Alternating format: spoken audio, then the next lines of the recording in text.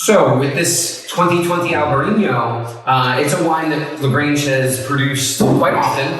It's a wine that you guys know and love. There's not much change with it. The fruit was sourced from Washington State as normal. I'm very pleased with how this kind of has developed. Again, on the color to it is kind of like the Viognier. It has a little bit more color than I'm used to on Albarinos. Some Albarinos are going to be lighter and not as intense in color as this, although it's nothing like a Petit Mansang. But it is a little darker than the average Albarino that I find. And there are those floral notes I was just talking about with the Viognier, right? Mm-hmm. Flowers, tropical fruit, hints of kind of dried apricots.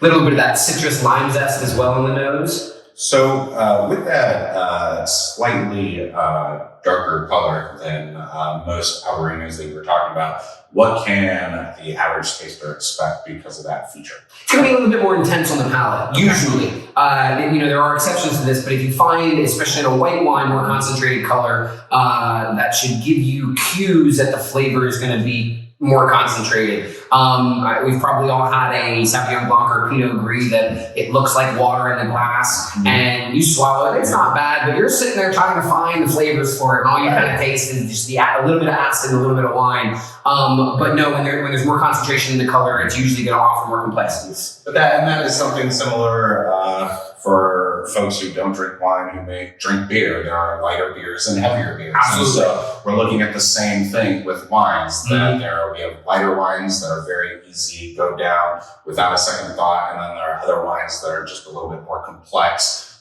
hit more of the palate than other things. So, absolutely.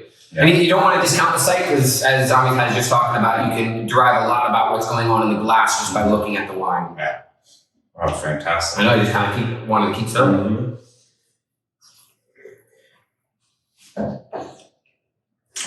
Yeah, that's definitely, just like you were saying, how it's going to be bigger, bolder, fuller.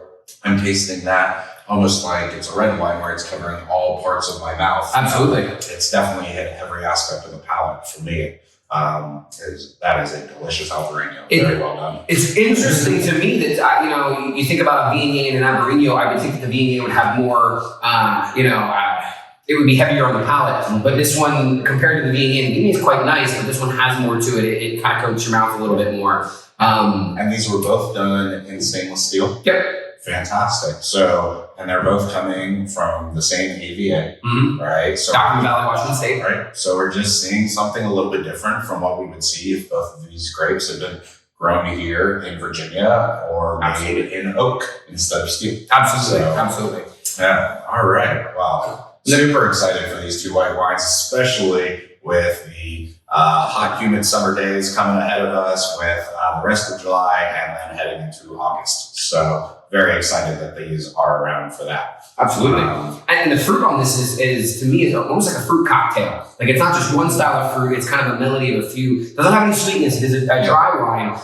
But I just like all the textures of the fruit of, taking one of those little plastic fruit cocktail cups and chugging it down. It gives me those kind of flavor sensations, which is quite nice. Quite, kind of what I would expect out of a very tropical, fruit-forward Albarino like this. Well, then when Violet is old enough to ask what a Albarino tastes like, I'm going to let her know, just like her fruit cocktail that she's eating. Sure. One of the reasons I'm so familiar at the moment of the flavor of that. So. Fantastic. All right. Well, that concludes our two white wines. And now we are going to move into the reds.